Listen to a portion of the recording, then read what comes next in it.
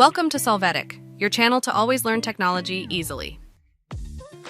Below in the description, you will find useful links we used in this video.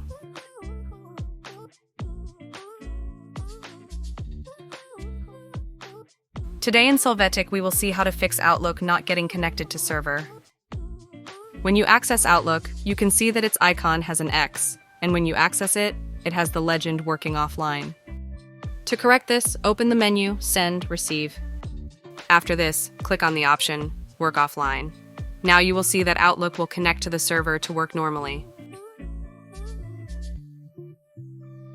Hey, remember to subscribe Solvetic channel.